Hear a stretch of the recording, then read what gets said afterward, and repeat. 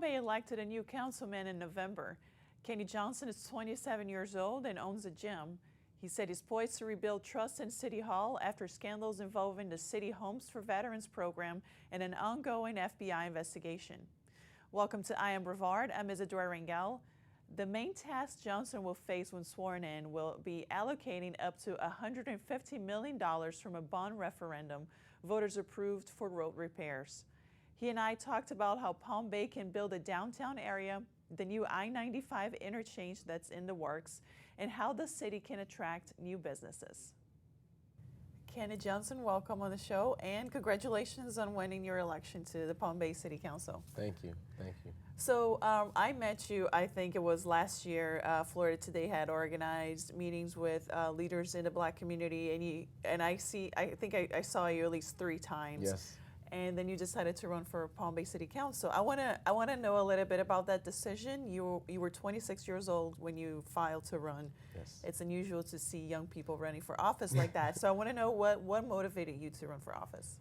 So I've always been, since graduating from college in 2012, I've always been well involved in the community, and becoming more involved with the community, I volunteered for different campaigns back in 2015 and 16. One of them being Mr. Randy Foster, who ran for county commissioner against John Tobiah. And after he lost, he followed up to run for Palm Bay City Council seat 4 against Deputy Mayor Holton. But then his business started taking off, and he had to, come out of the race. So with him coming out of the race, I was like, you know what, this is a chance for the right leadership to be in place in office for the city and to represent the city properly. So that's when I put my name in the hat in April of this year. Yeah, and not only that, you, like you said to yourself, you challenged a sitting Deputy Mayor Trey Holton, who is a pretty known name in Palm Bay, and you won the primary election. Obviously, we needed a runoff because you came close to the 50% threshold, but not quite. But I want to know, how did you run your campaign differently? I know there was a lot going on social media, so I want to hear about your strategy to win and how they might differ perhaps from a traditional campaign. I believe, and from the beginning, I believe that you should run the campaign the way you plan on serving the city. A lot of people would come at me for talking about positivity and unity within the city, but in order to progress, you need that. So rather than try to put down my fellow man or somebody else, we all want what's best for the city. We just see different ways of doing so, but I'm gonna focus on myself and what I can bring to the table and not somebody else, because that's the problem. We need to focus on the city. I told several people, I'm not running against anybody, I'm running for the city of Palm Bay. And I think that went a long way with a lot of people on both sides. So Republicans, MPAs, Democrats, I think they all were like, okay, at the end of the day, this young man really wants to work for the city. He's not looking to work with just Republicans. He's not looking to work just with Democrats, but he's looking for everybody. And that's what I really want to do. So. And what did you hear from voters? I'm curious to know, because there's been so much coverage about Palm Bay. There's an ongoing FBI and FDLE investigation into City Hall. Obviously, all these issues came before you were elected. There was mishandling of its Homes for Warriors program. A lot of negative news coming out of Palm Bay. Was there something that voters brought up to you, and you think that that's the reason perhaps that you want, because voters want a change? I think it had something to do with it, because when I would door knock, those things were brought up, and several people would be like, okay, we got a young guy who's fresh, new ideas, fresh blood in there to just get things going again in the right direction. So I think that played a part in it, and it definitely made a difference. So. And one of the big issues when we did a forum in the primary with you guys was roads. Roads, yes. It was all about roads and infrastructure. People were really upset about the state of roads in Palm Bay, and it reflected in this election that Palm Bay voters approved a bond referendum to improve the infrastructure in the city, and they are willing to pay more property taxes to do that. now when you take office, you will be one of 5 people who is in charge of leading that bond referendum, making sure it's successful. I want to know, how are you going to do that, and how do you think the city should prioritize which roads get fixed first? And that's where we got to work together. Like, we got to put egos aside and work for the betterment of the city, meet with city management, public works, all these different departments, and take our staff, they're the experts, so we got to take into consideration what they bring to us. Me personally, I would like to see us address the major and the feeder roads first. That way, because everybody's paying for them, and I feel that if everybody sees that the major roads and feeder roads are being addressed, they're like, okay, my taxpayer dollars are being paid off. They're not using it to work on new roads or neighborhood road. But at the same time, that's my stance on it. We also have 4 others, and that's where we got to be open. We can't be closed-minded. So I'm open to different ideas that somebody may bring, and how it may, positively or negatively affect the city. But at the end of the day, we got to come with solutions that are going to help everybody. And what are some of those major roads that you think really need improvement? Malabar is definitely one. Malabar is heavily traveled. San Filippo, the communities back in San Filippo, they're hurting as well. So these are roads that we need to address, and it's going to benefit everybody. So people are going to be paying, they'll pay their tax, increase in taxes, but they're going to get all that back when their property values increase, and we get more businesses in here, and that's going to just boost the revenue and boost our economy. Yeah, this bond referendum is expected to generate up to $150 million. So it's a lot of money. Do you think voters have faith in the city council, given everything that has happened, to really spend? It seems like they do because they voted for it, but how can you assure that really the city council is going to take this seriously? And that's where, so anybody who's watched the city council meeting or has gone to them, they're pretty empty. People typically go when they just want to complain. But I feel it's our duty to go into the community. The same way I campaigned and knocked on doors and held events to get people to vote for me, I'll be the same one to do the same events to encourage people to understand what the bond is going to bring and what we're looking to do for the city. So that public trust is built, and they know that, okay, I know Councilman-elect Johnson is going to do the right thing, and Councilman Anderson, I understand that the whole council is looking to do what's best for the city. So I feel we got to reach out to them and not just expect everybody to reach out to us. Yeah, and Councilman Jeff Bailey, who also, he got reelected on November 6th, he said that the bond referendum wasn't a good idea, that it was a premature decision, that the city should have a maintenance fund first. I want to know, did you vote for the bond referendum? Do you think that this is the right way to approach road infrastructure? I voted for it. I had my hesitations on it because as a business owner, I look at return on investment. And a lot of the people who live in like the Bayside area, Turkey Creek, Lockmar, unfortunately are going to have to pay more than those who have worse roads in units like 31, 32, 50, back in that area. So fiscally, I didn't see that being fair, but I think we can find a way to make sure everybody's taken care of properly. But with the road maintenance, currently the city's already put in money, $500,000, I believe, from sold parcels, and then there's additional money coming in, another $200,000. So money's being set aside for the road maintenance. Is it enough? No, but it's a start. And we can't just keep pushing it off like, all right, we'll get to the roads eventually. The longer we wait, the more expensive it's going to get, and the more citizens we may lose and potential businesses. So we need to stop just waiting for something else to happen to make something happen. So. Yeah, definitely not an issue with an easy solution. But you brought up that you're a business owner. You own Top Notch. Yes, sir. Right, which yes, is yep. Which is a gym. Yep. Tell us a little bit about that, and how that sets you up to run for office. Okay, so Top Notch Training, I started a little more than 2 years ago. It's located off of Palm Bay Road, next to Thrifty Supermarket. And I offer personal training and sports performance training all throughout, Palm Bay, Melbourne, South Brevard area.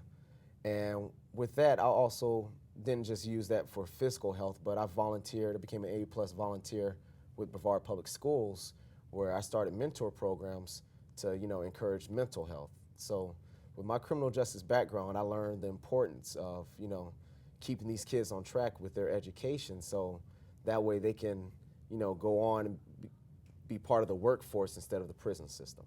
Yeah. So that was a big deal with me all throughout college and coming out of college.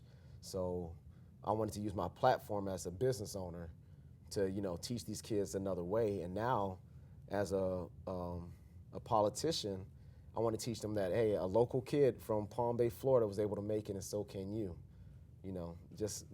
Just stick to what you learned from your parents, stay educated, stay focused in your classroom, offering ideas in regards to vocational and trade schools, because these are things that aren't really advertised. We have them here in Brevard County, but they're poorly advertised, and not every child is meant for college, and not every child is meant for the military, but these are things I would like to start initiatives at Heritage High School, Bayside High School, and some of the middle schools to get these kids open to different ideas. That way they can increase our workforce and increase our revenue, and they might turn into homeowners in the process. Yeah, and we talked about roads, but what do you think are the top issues in Palm Bay, and what do you plan to do about them besides roads? So public trust is one.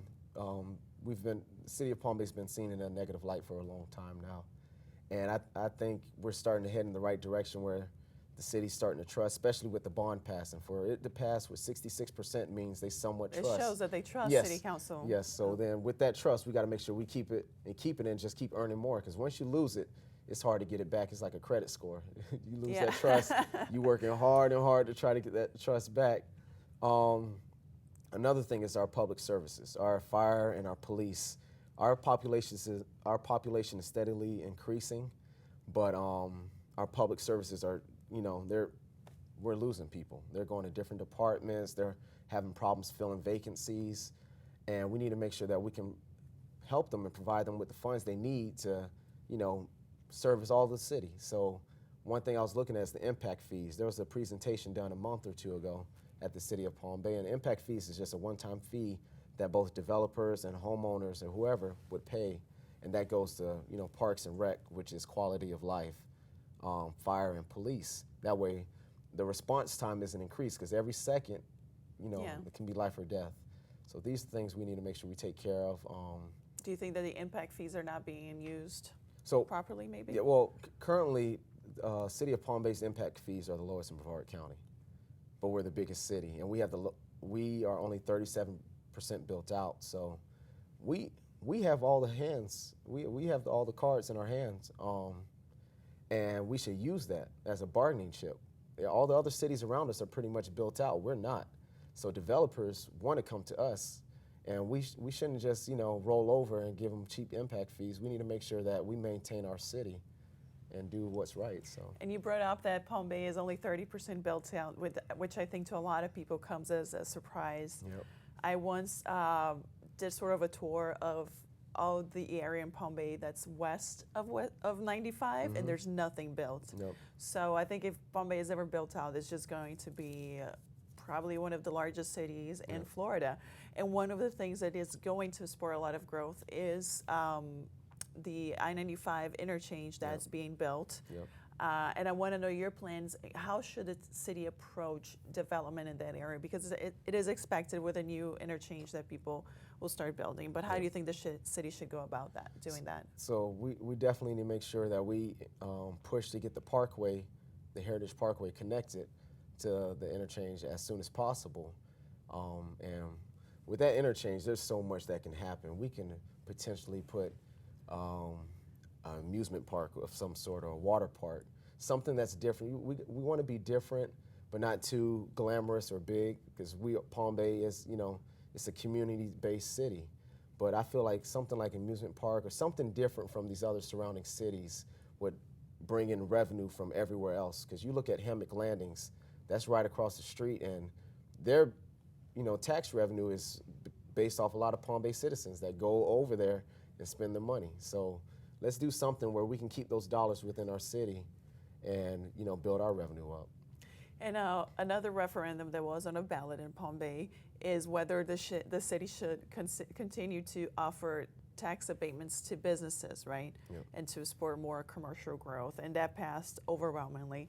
But I want to know your thoughts about the city council approving tax abatements and cash incentives to bring companies to the city? I personally, even though I'm a business owner, I voted no on it. Like I said, I feel we have the bargaining chip, and I don't think that these incentives are needed to get businesses to come in. When they look at Palm Bay, they're going to be like, man, there's so much land and so much opportunity. This population is going to increase regardless. So I don't think that it was needed. But we'll still work around it because with incentives, it's going to fall on somebody.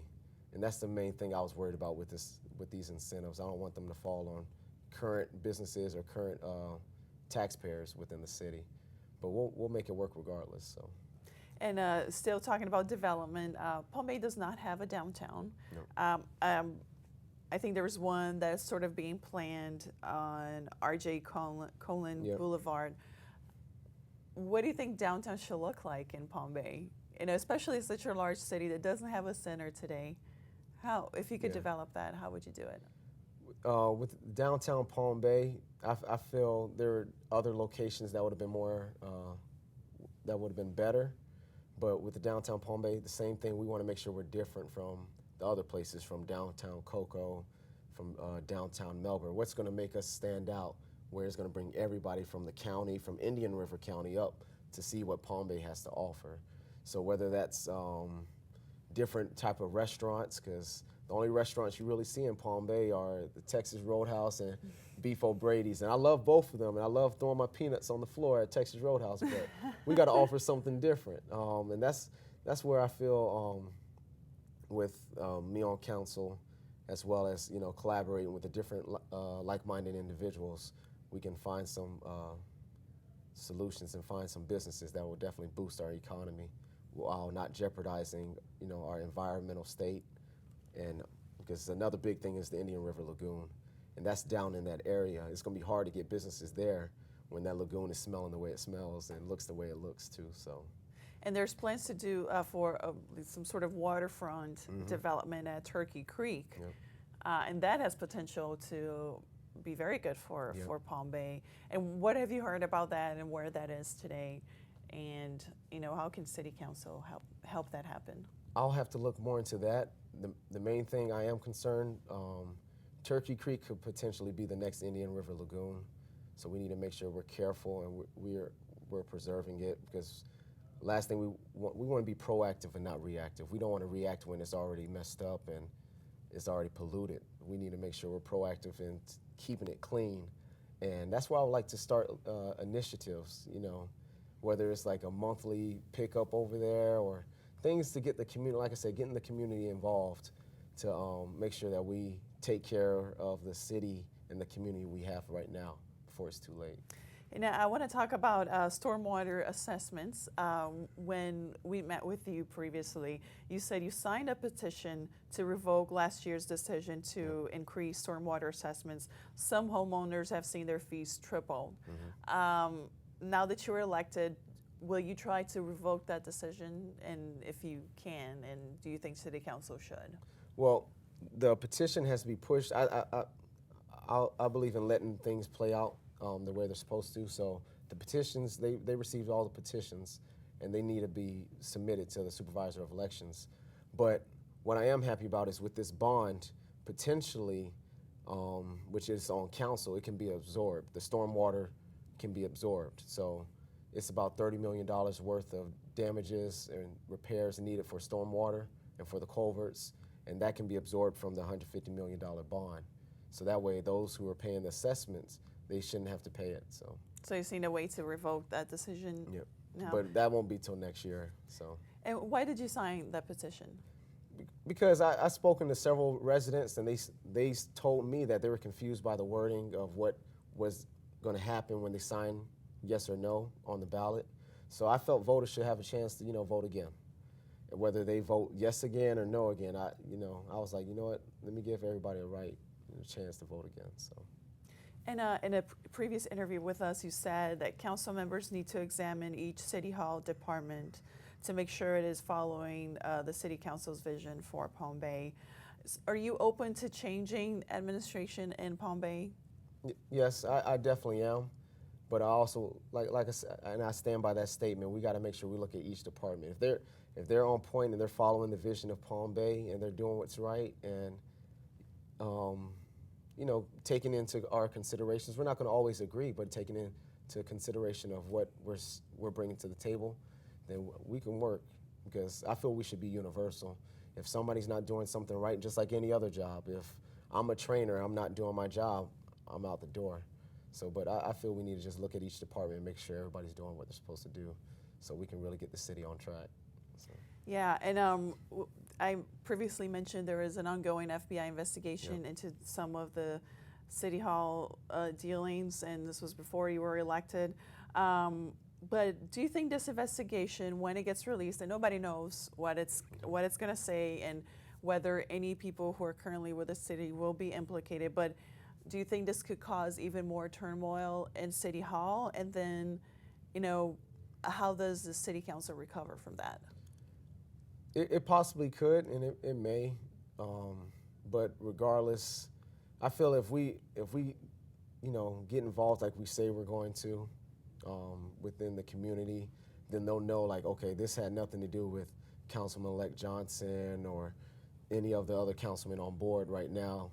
So I think that'll go a long way when they see, all right, none of the current councilmen are on there, so this is old news. So, but it takes us making that initiative, because if you just leave it for them to think or ponder what it was, then we could all be judged based off something that we didn't do. So. Yeah, would you change the way the city approaches communicating with the public on these matters? Yeah, I would. Me personally, I'll have to check with the city attorney and everything on how involved we can get. But I personally would love to hold like monthly town hall meetings at different locations throughout the city. So southeast, southwest, all over, just to engage different communities.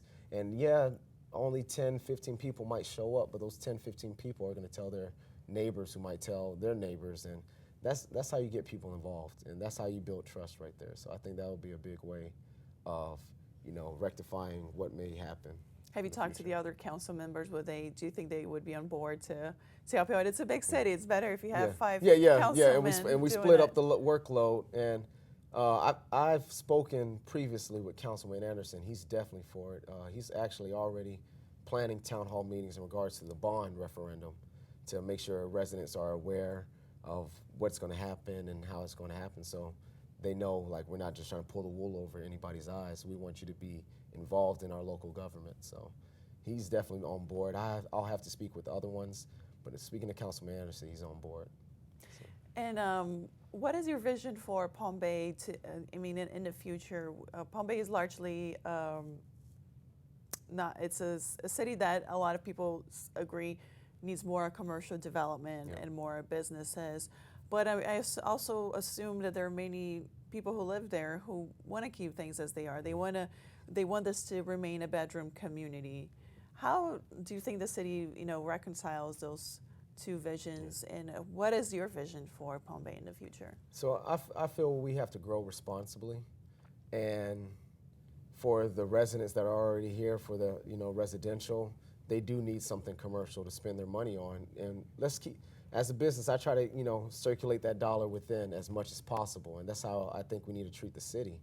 Like it's our dollars, and we want to circulate those dollars within instead of spending outside. So providing restaurants or hotels or businesses that will keep Palm Bay residents paying within and building our tax revenue, I think that'll be a good start. And the current workforce is the 20 to 40 workforce. We got to make sure we're looking at things that are going to bring them in to Harris or the new development, Raytheon, that's going to be off of Robert J. Conlon. So, and a big thing is condominiums. They don't take up a lot of space, but a lot of people can fit in those areas, and I think that'll be attractive to a lot of the millennials in regards to coming to Palm Bay.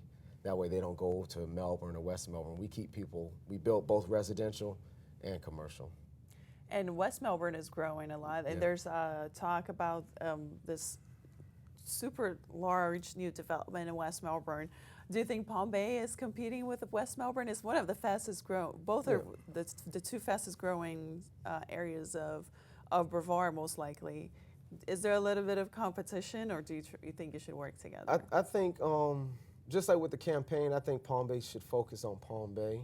Now, if somebody's doing something right, then there's nothing wrong with reaching out to Mayor Rose and, you know, picking his mind on some ideas or some things, because we're not going to have all the solutions. So, and that's why you want to make sure you work well with others. So, working well with Mayor Rose or, you know, state representatives and everything. So, you want to make sure you keep these relationships intact, because you never know when you might need help or just need insight on something that they might have it. So. And you brought up bringing more businesses to Palm Bay. What kind of businesses do you envision? Me personally, I would like to see more restaurants.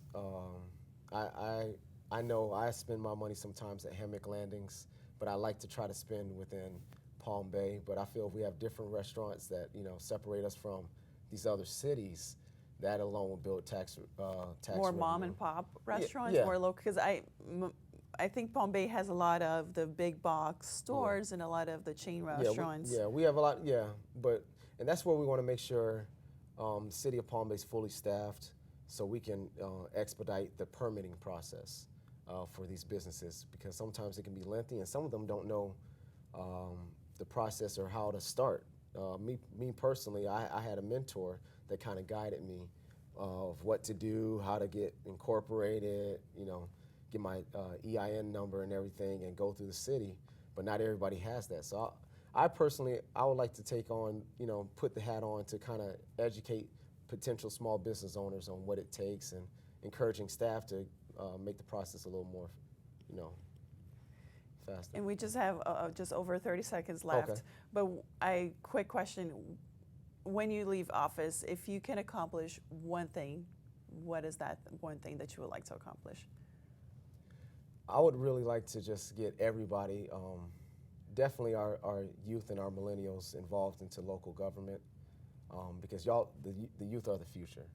And if over the next 4 years my decisions can show that we are capable of doing what's right for the city, and somebody can piggyback and I hand the baton to the next kid or next person, then I feel my job is done right. So, Kenny Johnson, thank you for being on the show, and we look forward to seeing what you're going to do. Thank you so much, ma'am.